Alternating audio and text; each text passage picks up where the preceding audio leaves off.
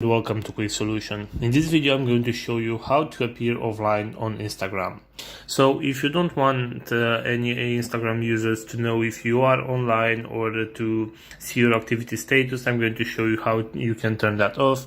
But you will have to know that if you turn off that feature, you will not be able to see other users' activity status as well. So let's jump right into it. I'm going to select my profile icon right here, and at the top right corner select the icon with the three lines, and then go to settings and privacy.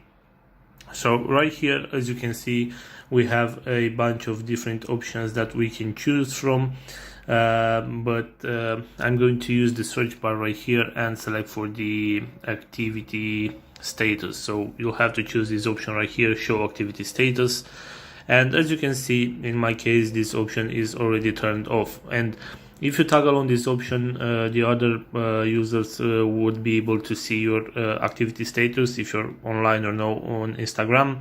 If you want to appear offline every time, you can just toggle off this option right here at show activity status, and they will no longer be able to see if you are online or not on Instagram.